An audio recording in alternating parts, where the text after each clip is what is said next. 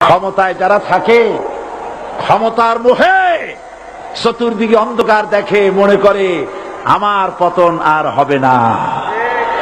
কিন্তু তোমাকে বুঝিবে যে গোকুলে বাড়ি শেষে। গাড়ির চাকা সব সময় উপরে থাকে না। গাড়ির চাকা সব সময় উপরে থাকলে গাড়ি তো চলবেই না। গাড়ির চাকা ঘোরে বলেই তো গাড়ি চলে। সুতরাং এই উপরে তোমার চাকা উপরে এখন আছে বলে, তোমার দলের চাকা উপরে আছে বলে যারা মানুষের উপরে জুলুম করছো, আলেমদেরকে ধরতেছো, মুসল্লিদেরকে ধরে ধরে জেলে ঢুকাচ্ছ, সময় আসবে এমন ইন্দুরের গর্ত অপমানা পালাবার জন্য।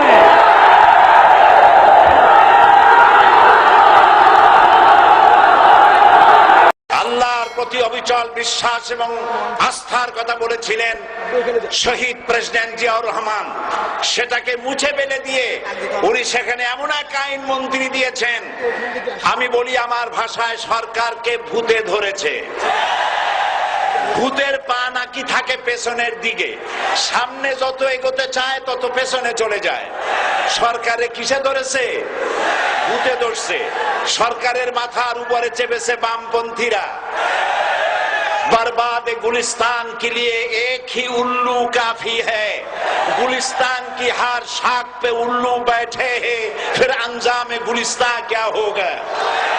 ফুল বাগানের ধ্বংস করার জন্য একটা হুতুম পেঁচা যথেষ্ট, কিন্তু হুতুম পেঁচা বসে গেছে প্রত্যেক ডালে ডালে। ফুল বাগানের অবস্থা কি হবে আল্লাহই জানে। শিক্ষা ব্যবস্থায় তিন নাস্তিক বসা। আইন যাকে দেওয়া হয়েছে তিনি আইনের চেয়ারে বসে সব বেআইনি কথা বলতেছেন। তিনি বলতেছেন ধর্ম ভিত্তিক রাজনীতি চলবে না। প্রধানমন্ত্রী আপনি বলেন নাই আমরা আপনার কল্যাণকামী, যেভাবেই হোক আপনি প্রধানমন্ত্রী হয়েছেন, যেভাবেই হোক আপনি সরকারে গেছেন, আমরা চাই 5 বছর আপনি চালান, কিন্তু ভালোভাবে চালান। যাদেরকে বসাইছেন এই লোকগুলির একটু চেনেন। এই লোকগুলি হচ্ছে তারা যারা আপনার পিতা স্বাধীনতার স্থপতি প্রেসিডেন্ট মরহুম শেখ মুজিবুর রহমান, যার জনপ্রিয়তা ছিল আকাশচুম্বী, সে আকাশচুম্বী জনপ্রিয়তা থেকে মাটির সাথে ধসিয়ে দিল কারা? তাদেরকে আপনি মন্ত্রী বানিয়েছেন। আপনার পিতার যে দশা তারা করেছিল, এরাও আপনার সেই দশা করে ছাড়বে। তার প্রমাণ হচ্ছে মন্ত্রী বলছে ধর্মনিরপেক্ষ ধর্মভিত্তিক রাজনীতি চলবে না। আপনি বলেন নাই, উনি বলেছেন। আপনি প্রতিবাদ করেন নাই। আপনার প্রতিবাদ না করাটাই ওই বক্তব্য আপনি সমর্থন করেছেন বলে প্রমাণিত হয়ে গিয়েছে। ধর্মভিত্তিক রাজনীতি নিষিদ্ধ ঘোষণা করবার মতো দুঃসাহস করবেন না। ধর্মভিত্তিক রাজনীতি শুধু বাংলাদেশে নয়, ভারতে আছে, শ্রীলঙ্কা আছে, মালদ্বীপে আছে, অস্ট্রেলিয়া আছে, আমেরিকা আছে, নিউ গিনি আছে, অস্ট্রেলিয়া আছে, আমেরিকা আছে, ইউরোপে আছে। পৃথিবীতে গণতান্ত্রিক অন্তত 50টি দেশে ধর্মভিত্তিক রাজনীতি আছে। তারা ইলেকশন করছে এবং ক্ষমতায় গিয়ে তারা পার্লামেন্টে অংশগ্রহণ করছে। বাংলাদেশে ধর্মনিরপেক্ষ রাজনীতি আপনি বন্ধ করতে পারবেন না, অসম্ভব। আইন মন্ত্রী আইন পাশ করে নিষিদ্ধ ঘোষণা করার জিনিস পান নাই। আপনি আইন পাশ করে নিষিদ্ধ করুন, সোনার ছেলেরা টেন্ডারবাজি করতে পারবে না, নিষিদ্ধ।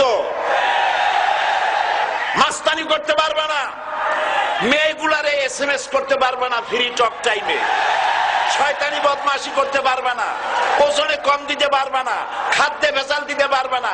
এইসব নিষিদ্ধ করতে পারবেন না। নিষিদ্ধ করার জিনিস পায় না, ধর্ম নিষিদ্ধ করো। তার মানে ধর্ম নিষিদ্ধ করতে পারলেই বড় বড় বোতল খাওয়া যায়। ধর্ম নিষিদ্ধ করতে পারলেই চুরি করা যায়, ডাকাতি করা যায়, বদমাশি করা যায়। আমার সম্মানিত সেক্রেটারি জেনারেল বলেছেন ক্লাস 9 এর ছাত্রকে অস্ত্রের মামলা দিয়ে রিমান্ডে নেওয়া যায়। এই কাজ আপনারা বন্ধ করে দিন। আমি ছোট্ট একটি কথা বলে বক্তব্য শেষ করব। আপনারা সমস্ত 144 জারি করতেছেন। সব 144 জারি করেন কোরআনের তাফসীরের উপরে। যারা কোরআনের তাফসীরের উপরে 144 চালু করেন, আল্লাহর কাছে জবাব দিতে হবে কিয়ামতের ময়দানে। শেষ কথা বলি, বসেন শেষ কথা বলে যাই। প্রধানমন্ত্রী, মাননীয় প্রধানমন্ত্রী, আপনাকে আবার বলি, আমরা আপনার শত্রু নই, আমরা আপনার শত্রু নই, আপনার শত্রু আপনার পাশেই। সিংহ, সিংহ, একটা সিংহ আর একটা নেকড়ে আর একটা পাতিশিয়াল, এই তিনটাই মিলে সারাদিন পরিশ্রম করে তিনটা শিকার করেছে। একটি খরগোশ, একটি হরিণ আর একটা বড় গরু। সিংহ বলছে আমি পরিশ্রম করে আমরা তিনজন শিকার করছি, কিন্তু আমার নিয়ম হলো বিচার ব্যবস্থা না করিয়া, ভাগ না করিয়া খাওয়া আমি পছন্দ করি না।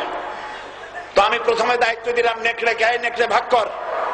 নেকড়ে বলল মহারাজ এটা ভাগ করার কি আছে, ওই খরগোশটা বেটা পাতিশিয়াল খাক, হরিণটা আমি খাই, যেহেতু আপনার দেহ বড়, আপনি মহারাজ, আপনি গরুটা খান।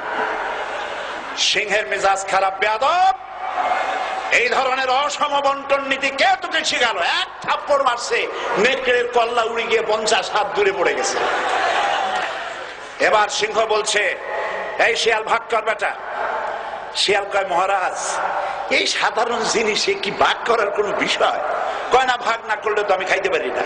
তো ভাগটা যদি আমার করতেই বলেন, আমি বলবো খরগোশ দিয়ে আপনি ব্রেকফাস্ট করবেন, লাঞ্চ করবেন হরিণ দিয়ে, ডিনার করবেন গাভী দিয়া। মহারাজ খুব খুশি, হ্যাঁ রে শিয়াল রে, এত সুন্দর ইনসাফ ভিত্তিক বন্টন নীতি কে তোরে শিখালো রে? একটু আগে যে কল্লা দিয়া গেল ওই আবার শিখায় গেছে। কাজী ধর্মভিত্তিক রাজনীতি নিষিদ্ধ করতে গিয়ে ফেরাউন আর নমরুদ যে শিক্ষা পেয়েছে তার থেকে শিক্ষা গ্রহণ করুন।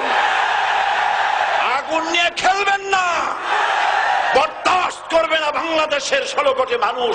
মুসলমান তো দূরের কথা, হিন্দু, খ্রিস্টান, বৌদ্ধ সব ধর্মপ্রাণ ধর্মভিত্তিক রাজনীতি নিষিদ্ধ করার মতো আগুন নিয়ে খেলা বন্ধ করুন, বন্ধ করুন। জনগণ মানবে না, মানবে না, মানবে না। আল্লাহ হাফেজ। বাংলাদেশ জিন্দাবাদ, বাংলাদেশ জামাত ইসলামী জিন্দাবাদ, বীর চট্টলা জিন্দাবাদ। এখন বক্তব্য রাখছেন ক্ষমতায় যারা থাকে, ক্ষমতার মোহে চতুর্দিকে অন্ধকার দেখে, মনে করে আমার পতন আর হবে না। কিন্তু তোমাকে বুঝিবে যে গোকুলে বাড়ি শেষে গাড়ির চাকা সব সময় উপরে থাকে না। গাড়ির চাকা সব সময় উপরে থাকলে গাড়ি তো চলবেই না। গাড়ির চাকা ঘোরে বলেই তো গাড়ি চলে।